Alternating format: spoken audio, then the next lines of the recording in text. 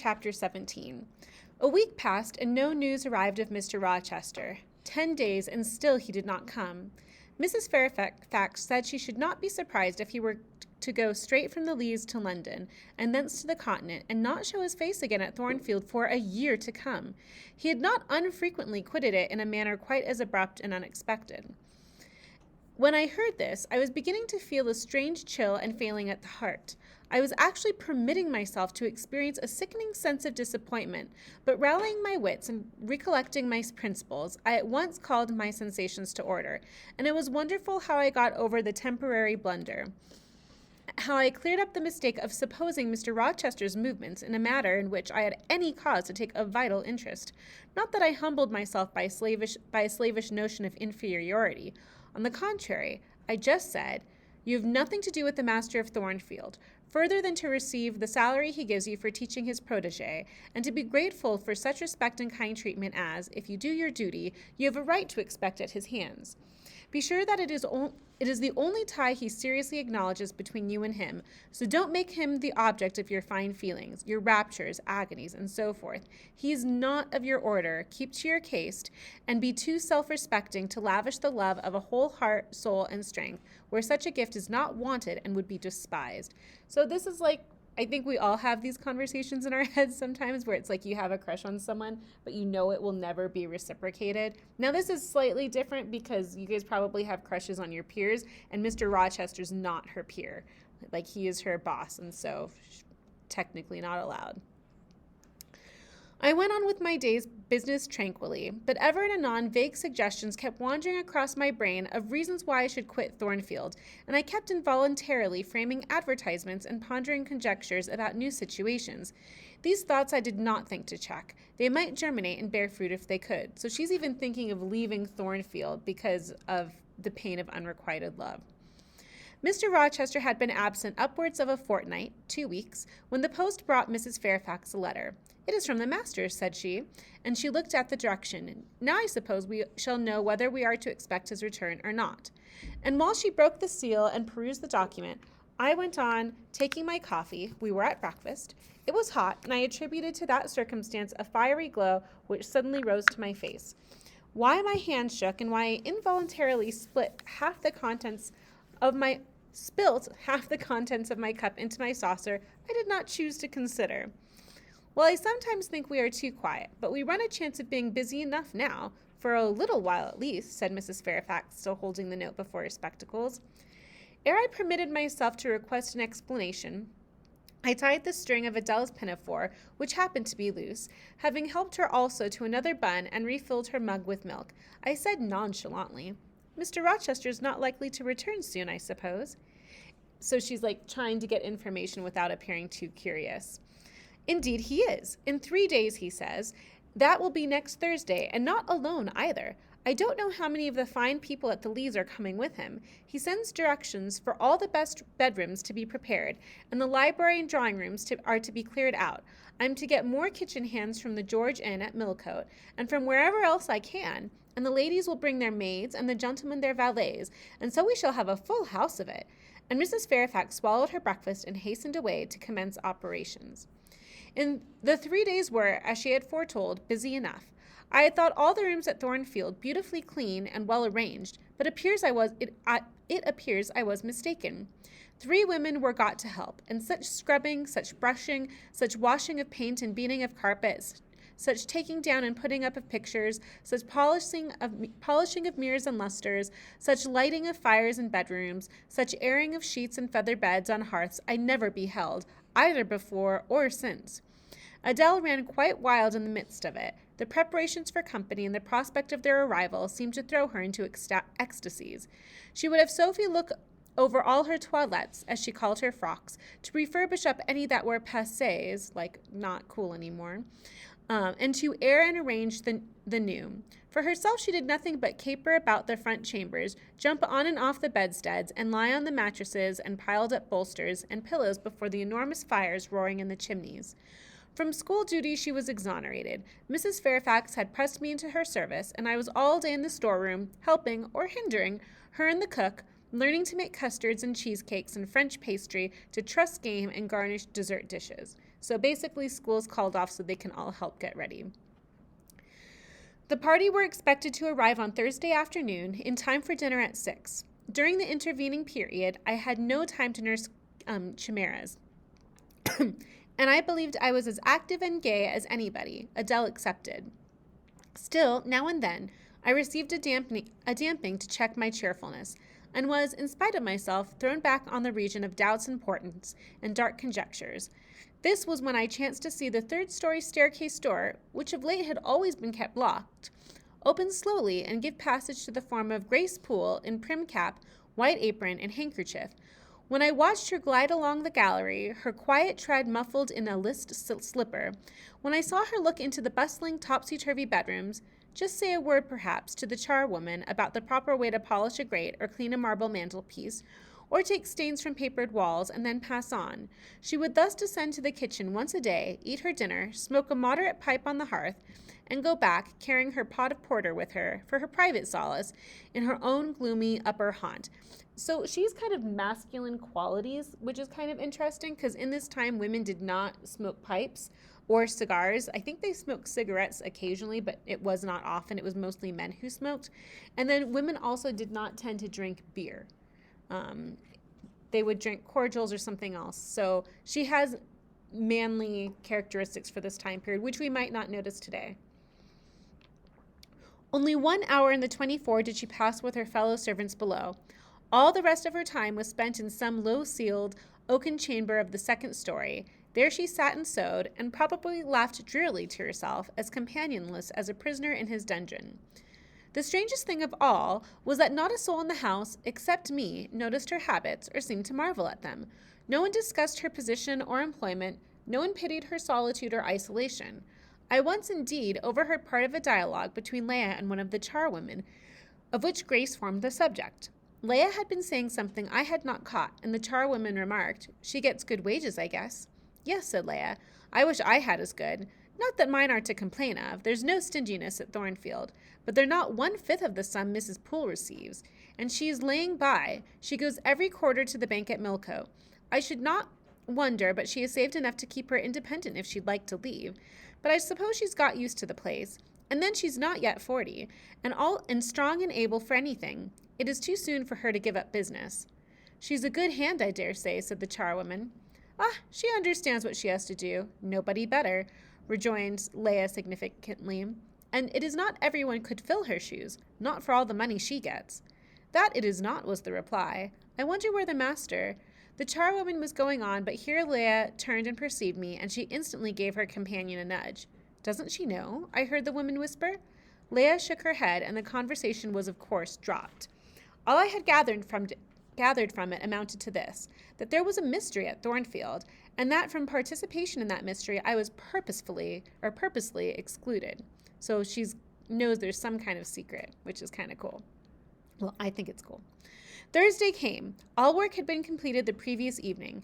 Carpets were laid down, bed hangings festooned, radiant white counterpanes spread, toilet tables arranged, furniture rubbed, flowers piled in vases. Both chambers and saloons looked as fresh and bright as hands could make them. The hall, too, was scoured, and the great carved clock, as well as the steps and the banisters of the staircase, were polished to the brightness of glass. In the dining room, the sideboard flashed resplendent with plate, or silver. In the drawing room and boudoir, vases of exotics bloomed on all sides. Afternoon arrived. Mrs. Fairfax assumed her best black satin gown, her gloves, and her gold watch, for it was her part to receive the company, to conduct the ladies to their rooms, etc. Adele, too, would be dressed, though I thought she had little chance of being introduced to the party that day at least. However, to please her, I allowed Sophie to apparel her in one of her short, full muslin frocks. For myself, I had no need to make any change. I should not be called upon to quit my sanctum of the schoolroom. For sanctum it was now become to me, a very pleasant refuge in time of trouble. So she's feeling a time of trouble, probably because she's worried that she won't see Mr. Rochester, or that he might be with another woman. We don't know. Or that she's just trying not to be in love with him. It had been a mild, serene spring day, one of those days which, towards the end of March or the beginning of April, rise shining over the earth as heralds of summer. It was drawing to an end now, but the evening was even warm, and I sat at work in the schoolroom with the window open. "It gets late," said Mrs. Fairfax, entering in a rustling state. "I am glad I ordered dinner at an hour after the time Mr. Rochester mentioned, for it is past 6 now. I have sent John down to the gates to see if there is anything on the road. One can see a very long way from thence in the direction of Millcote." She went to the window. "Here he is," said she. "Well, John," leaning out, "any news?" "They're coming, ma'am," was the answer. "They'll be here in 10 minutes. Adele flew to the window. I followed, taking care to stand on one side so that, screened by the curtain, I could see without being seen. 10 minutes John had given seemed very long, but at last the wheels were heard, 4 equestrians galloped up the drive, and after them came 2 open carriages. Fluttering veils and waving plumes filled the vehicles. 2 of the cavaliers were young, dashing-looking gentlemen. The third was Mr. Rochester on his black horse, Mesrour, pilot bounding before him. At his side rode a lady, and he and she were the first of the party. Her purple riding habit almost swept to the ground. Her veil streamed long on the breeze, mingling with its transparent folds, and gleaming through them shone rich raven ringlets. "Miss Ingram!" exclaimed Mrs. Fairfax, and away she hurried to her post below. The cavalcade, following the sweep of the drive, quickly turned the angle of the house, and I lost sight of it. Adele now petitioned to go down, but I took her on my knee and gave her to understand that she must not on any account think of venturing in sight of the ladies, either now or at any other time, unless expressly sent for, that Mr. Rochester would be very angry, etc. Some natural tears she shed on being told this, but as I began to look very grave, she consented at last to wipe them. A joyous stir was now audible in the hall. Gentlemen's deep tones and ladies' silvery accents blent harmoniously together, and distinguishable above all, though not loud, was the sonorous voice of the master of Thornfield Hall, welcoming his fair and gallant guests under its roof.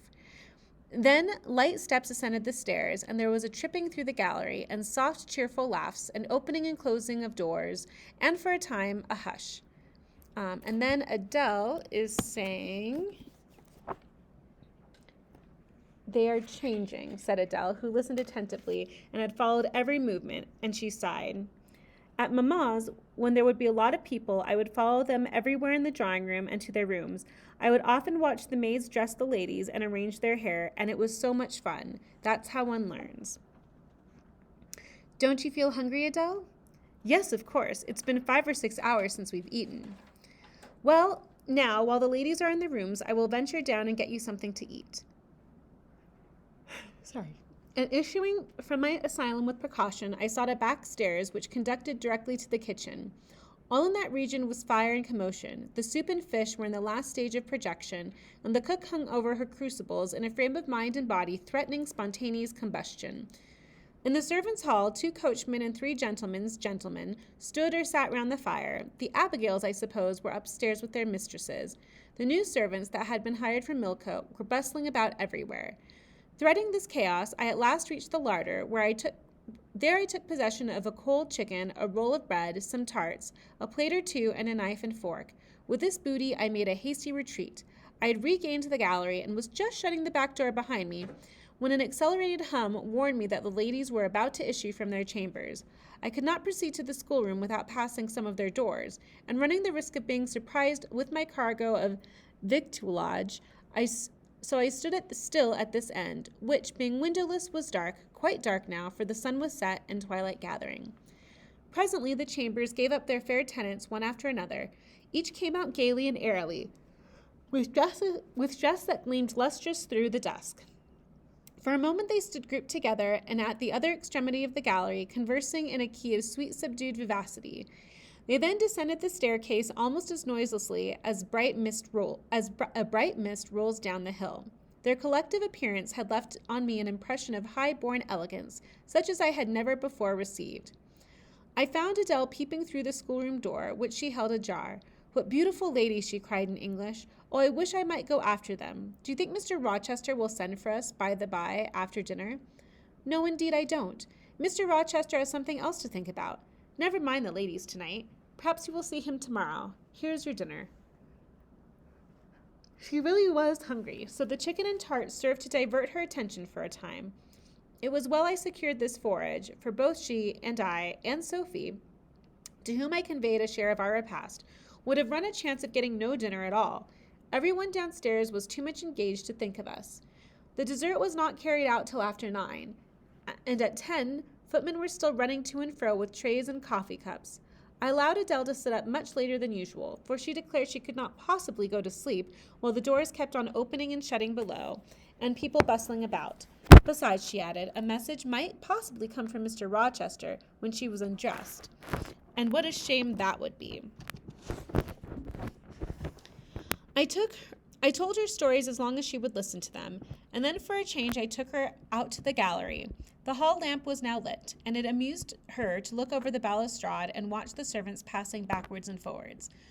When the evening was far advanced, a sound of music issued from the drawing room, whither the piano had been removed. Adele and I sat on the top step of the stairs to listen. Presently a voice blent with the rich tones of the instrument. It was a lady who sang, and very sweet her notes were. The solo over, a duet followed, and then a glee. A joyous conversational murmur filled up the intervals. I listened long. Suddenly I discovered that my ear was wholly intent on analyzing the mingled sounds and trying to discriminate amidst the confusion of accents those of Mr. Rochester, and when it caught them, which it soon did, it found a further task in framing the tones, rendered by distance inarticulate into words. The clock struck 11. I looked at Adele, whose head leant against my shoulder. Her eyes were waxing heavy, so I took her up in my arms and carried her off to bed.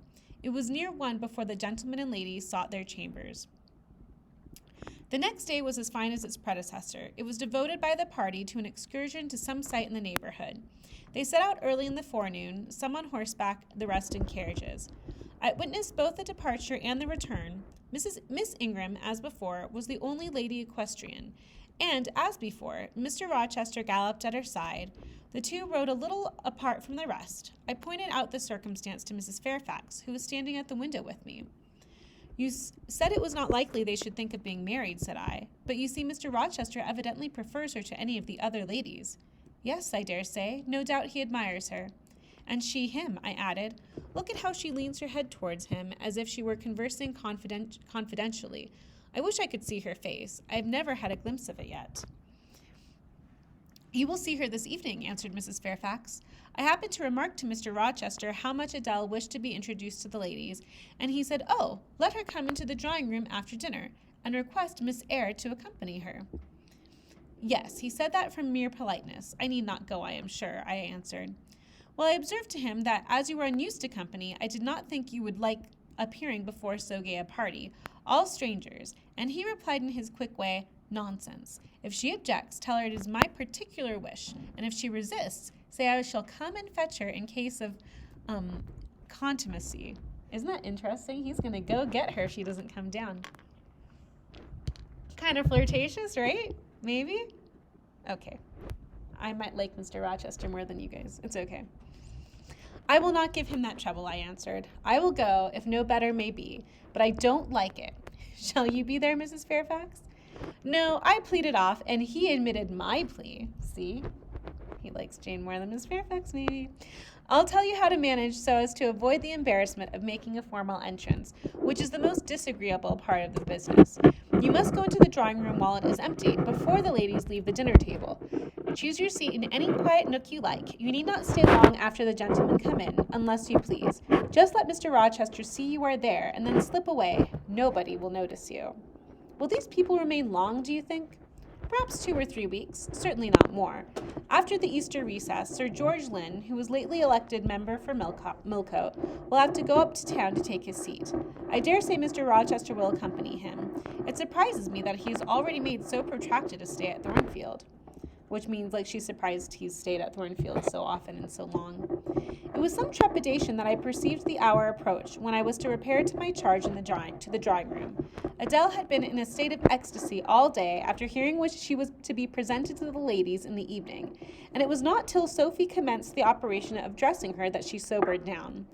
Then the importance of the process quickly steadied her, and by the time she had her curls arranged in well-smoothed, drooping clusters, her pink satin frock put on, her long sash tied, and her lace mittens adjusted, she looked as grave as any judge.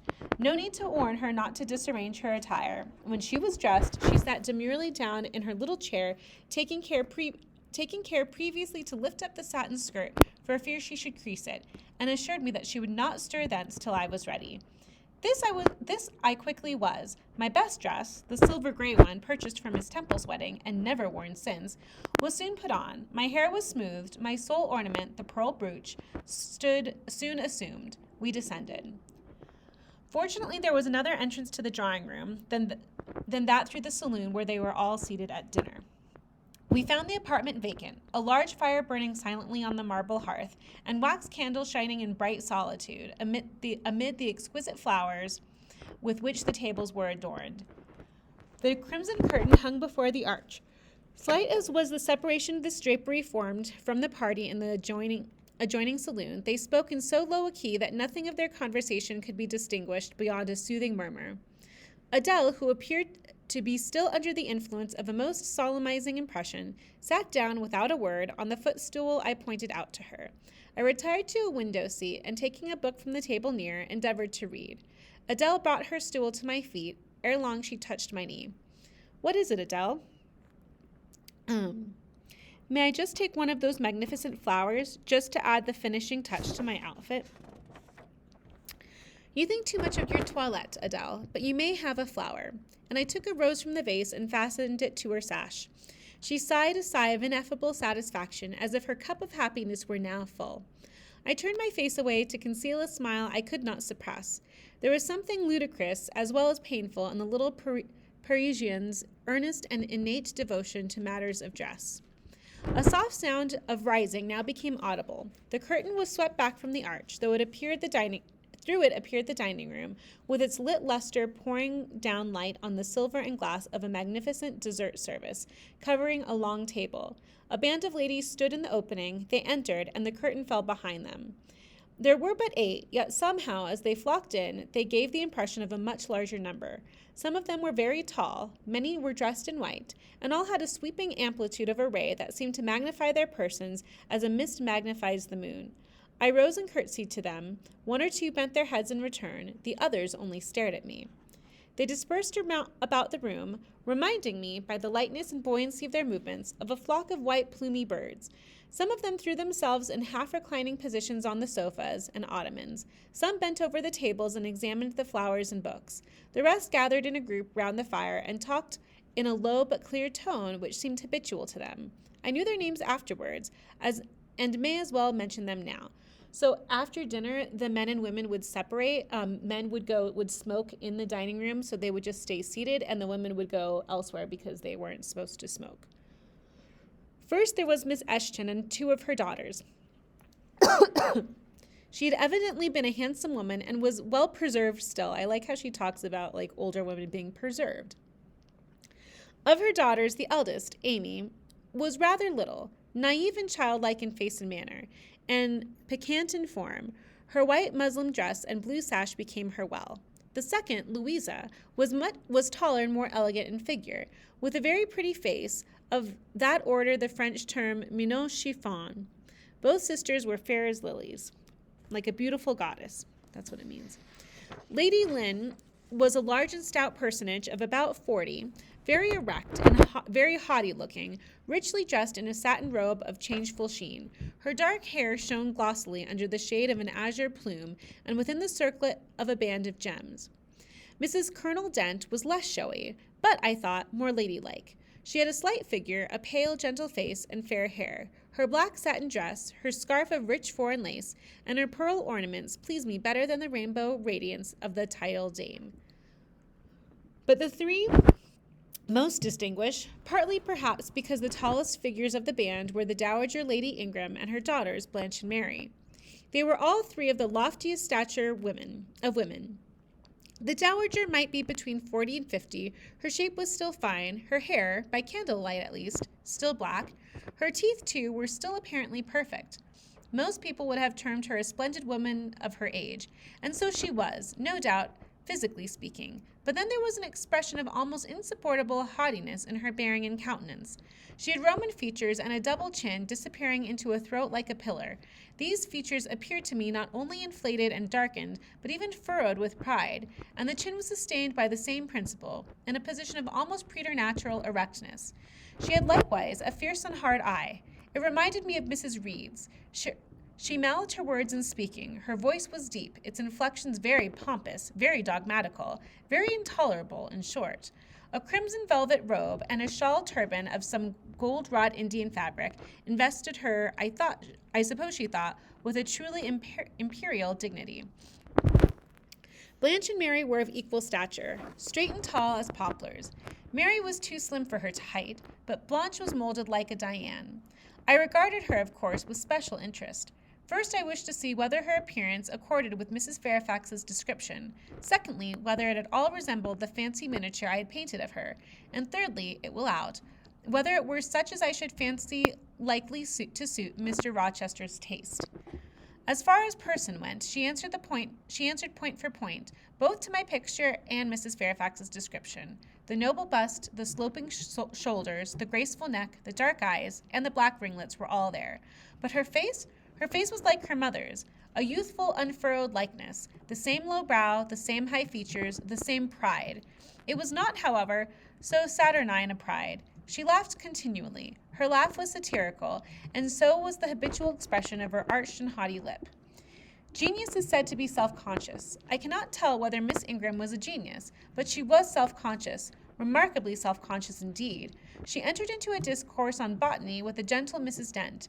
It seemed Mrs. Dent had not studied that science, though, as she said, she liked flowers, especially wild ones. Mrs. Ingram had, and she ran over its vocabulary with an air. I presently perceived she was, what is vernacularly termed, trailing Mrs. Dent, that is, playing on her ignorance. Her trail might be clever, but it was decidedly not good-natured. She played. Her execution was brilliant. She sang. Her voice was fine. She talked French apart to her mamma, and she talked it well, with fluency and with good accent. So Miss Ingram, or Blanche, who might be with Mr. Rochester, we don't know yet, she is proud and not very nice, and when she talks to people, she tries to make herself be superior. Mary had a milder and more open countenance than Blanche, softer features too, and a skin some shares fairer. Miss Ingram was dark as a Spaniard, and also skin tone. There were racist connotations, so English people prized the more pale look. But Mary was deficient in life. Her face lacked expression, her eye luster, she had nothing to say, and having once taken her seat, remained fixed like a statue in its niche. The sisters were both attired in spotless white. And did I now think Miss Ingram such a choice as Mr. Rochester would be likely to make? I could not tell. I did not know his taste in female beauty. If he liked the majestic, she was the very type of majesty. Then she was accomplished, sprightly. Most gentlemen would admire her, I thought. And that he did admire her, I already seemed to have obtained proof. To remove the last shade of doubt, it remained but to see them together. You are not to suppose, reader, that Adele has all this time been sitting motionless on the stool at my feet. No. When the ladies entered, she rose, advanced to meet them, made a stately reverence, and said with gravity, "Bonjour, mesdames." And Miss Ingram had looked down at her with a mocking air and exclaimed, "Oh, what a little puppet!" Lady Lynn had remarked, "It is Mr. Rochester's ward, I suppose, the little French girl he was speaking of." Mrs. Dent had kindly taken her hand and given her a kiss. Amy and Louisa Eshton had cried out simultaneously, "What a love of a child!" And then they had called her to a sofa, where she now sat, ensconced between them, chattering alternately in French and broken English, absorbing not only the young lady's attention, but of that of Mrs. Eshton and Lady Lynn, and getting spoilt to her heart's content. At last coffee is brought in, and the gentlemen are summoned. I sit in the shade, if any shade there is to be in this brilliantly lit apartment. The window curtain half hides me. Again the arch yawns. They come. The collective appearance of the gentlemen, like that of the ladies, is very imposing. They are all costumed in black. Most of them are tall, some young. Henry and Frederick Lynn are very dashing sparks indeed, and Colonel Dent is a fine soldierly man. Mr. Eshton, the magistrate of the district, is gentlemanlike. His hair is quite white, his eyebrows and whiskers are still dark, which gives him something of the appearance of a père noble de theatre, like a nobleman of the theatre. Lord Ingram, like his sisters, is very tall. Like them also, he is handsome, but he shares Mary's apathetic and listless look. He seems to have more length of limb than vivacity of blood or vigor of the brain. And where is Mr. Rochester? He comes in last. I am not looking at the arch, yet I see him enter. I try to concentrate my attention on those netting needles, on the meshings of the purse I am forming. I wish to think only of the work I have in my hands. So she's doing some kind of fiber artwork right now. To see only the silver beads and silk threads that lie in my lap, whereas I distinctly behold his figure, and I inevitably recall the moment when I last saw it, just after I had rendered him what he deemed an essential service, and he, holding my hand and looking down on my face, surveyed me with eyes that revealed a heart full and eager to overflow, in whose emotions I had a part. How near I had approached him at that moment! What had occurred since, calculated to change his and my relative positions? Yet now, how distant, how far estranged we were, so far estranged that I did not expect him to come and speak to me. I did not wonder that when, without looking at me, he took a seat at the other side of the room and began conversing with some of the ladies. No sooner did I see that his attention was riveted on them, and that I might gaze without being observed, than my eyes were drawn involuntarily to his face. I could not keep their lids under control. They would rise, and the irids would fix on him. I looked, and had an acute pleasure in looking, a precious yet poignant pleasure, pure gold with a steely point of agony, a pleasure like what the thirst-perishing man might feel who knows the well to which he has crept is poisoned, yet stoops to drink the divine draughts nevertheless. So she's like, she can't help but look at Mr. Rochester, even though by looking at him she knows she's going to fall more in love with him, and she shouldn't, which is the poison of unrequited love. Most true is it that beauty is in the eye of the gazer. My master's colorless, olive face, square, massive brow, broad and jetty eyebrows, deep eyes, strong features, firm, grim mouth, all energy, decision, will, were not beautiful according to rule.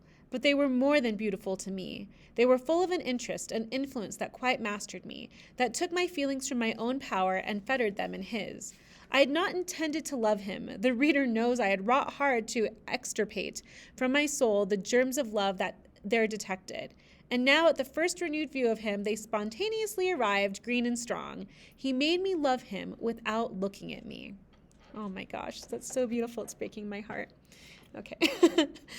I compared with him his guests. What was the gallant grace of the Lynns, the languid elegance of Lord Ingram, even the military distinction of Colonel Dent, contrasted with his look of native pith and genuine power?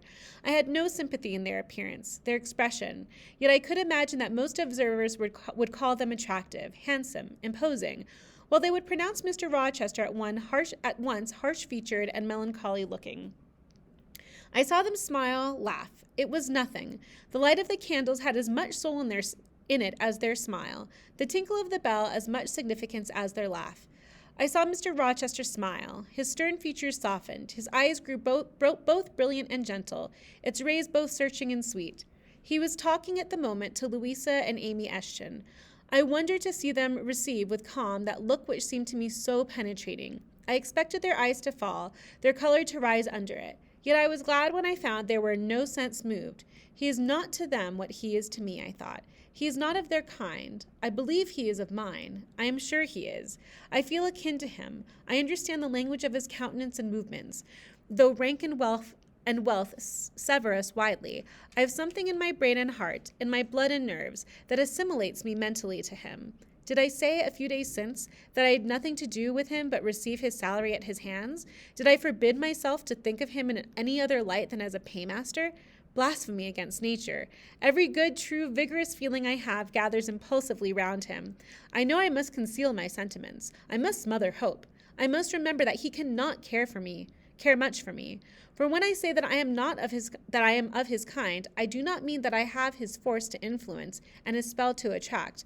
I mean only that I have certain tastes and feelings in common with him. I must then repeat continually that we are forever sundered, and yet while I breathe and think, I must love him. Coffee is handed. The ladies, since the gentlemen entered, have become lively as larks. Conversation waxes brisk and merry. Colonel Dent and Mr. Ashton argue on politics. Their wives listen. The two proud dowagers, Lady Lynn and Lady Ingram, confabulate together. Sir George, whom by the by I have forgotten to describe, a very big and very fresh-looking country gentleman, stands before their sofa, coffee cup in hand, and occasionally puts in a word. Mr. Frederick Lynn has taken a seat beside Mary Ingram and is showing her the engravings of a splendid volume. She looks, smiles now and then, but apparently says little. The tall and phlegmatic Lord Ingram leans with folded arms on a chair back of the little and lively Amy Ashton. She glances up at him and chatters like a little wren. She likes him better than she does Mr. Rochester. Henry Lynn has taken possession of an ottoman at the feet of Louisa. Adele shares it with him. He is trying to talk French with her, and Louisa laughs at his blunders. With whom will Blanche Ingram pair? She is standing alone at the table, bending gracefully over an album. She seems waiting to be sought, but she will not wait too long. She herself selects a mate. Mr. Rochester, having quitted the Ashtons, stands on the hearth, as solitary as she stands, by the table. She confronts him, taking her station on the opposite side of the mantelpiece. "Mr. Rochester, I thought you were not fond of children." "Nor am I." "Then what induced you to take charge of such a little doll as that?" pointing to Adele. "Where did you pick her up?" "I did not pick her up. She was left on my hands." "You should have sent her to school." "I could not afford it. Schools are so dear. Dear means expensive."